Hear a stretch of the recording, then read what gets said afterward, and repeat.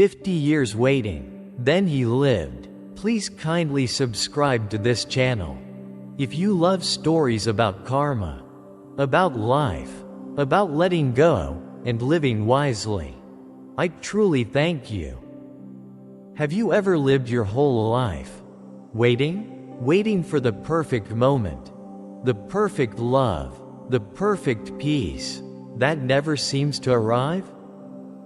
He waited for years, for decades, for a time when everything would be just right, to rest, to travel, to smile fully, to live freely.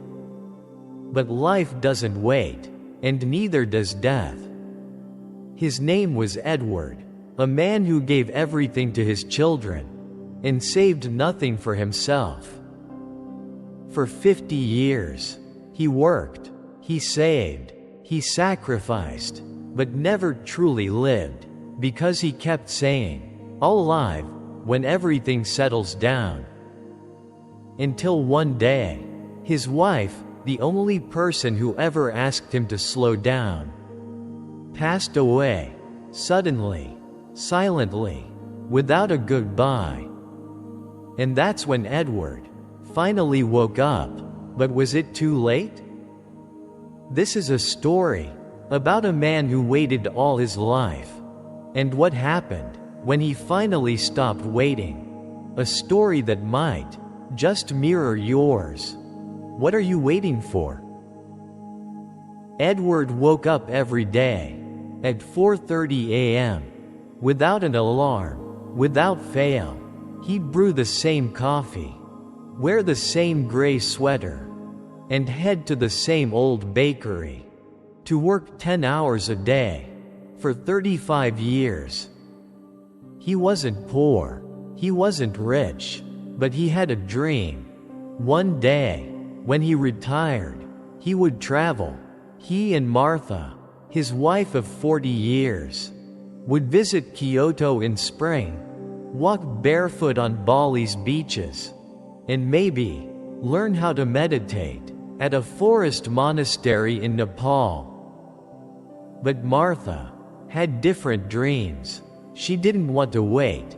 She begged him for small things: a picnic by the river, a weekend retreat, even just a walk at sunrise. But Edward always said the same thing: "Not now, love, let me finish this quarter. Let's wait until we have more saved. Let's wait just a bit longer." And so they waited. Year after year, they waited, until one morning, Martha collapsed while watering her roses. Stage 4 lung cancer. She never smoked, never drank, never once hurt anyone. She passed away 47 days later. Edward was devastated, and for the first time, he couldn't go to the bakery, couldn't drink the coffee, couldn't sit still. In her closet, he found a box, labeled in her handwriting, "For when you stop waiting." Inside were photos of the places she had dreamed of, notes, brochures, a handwritten itinerary, and one letter: "Edward, I know you loved me, but I wish, just once, we had really lived. I waited for you, and now, I go alone. If there is a next life, please don't wait. Love me then, by living now." Edward cried, for hours, for days, for the years that slipped through his hands, like sand. Then he made a decision. He sold the bakery, donated everything, and went to the forest monastery they once dreamed of. There, he shaved his head, took a vow of silence, and for the first time in his life, learned to breathe. Not as a baker, not as a husband, not as a man who waited, but simply as a soul who wanted to live before dying. In Buddhism, the greatest illusion is later. We live as if Life owes us a tomorrow. We postpone joy. We postpone love. We postpone peace. All for a moment that might never come. Waiting feels safe, but it's not. Waiting is the slowest way to die. Edward's life wasn't meaningless, but it was delayed. He delayed the picnic, the laugh, the temple trip, the kiss under cherry blossoms, until the woman he loved was gone, and so were the chances. In the Dhammapada, the Buddha says, "There is no path to happiness. Happiness is the path." That means, you don't arrive at peace. You choose it, every step, every day, now. Ask yourself, how many smiles have you withheld, waiting for a reason? How many dreams have you shelved, waiting for permission? How many people have you ignored, waiting to have more time? The truth is, you don't own the future. You barely own today. And yet, the only moment you can touch is this one. When Edward became a monk, he didn't go there to escape. He went there to meet the moment he had always run from. He learned to be present, to eat with full attention, to bow with full gratitude, to breathe without hurry. He no longer waited for joy. He became joy through awareness, through letting go, through silence. And the more he let go of waiting, the more he saw that the moment he always dreamed of was this one, right now, this breath, this silence.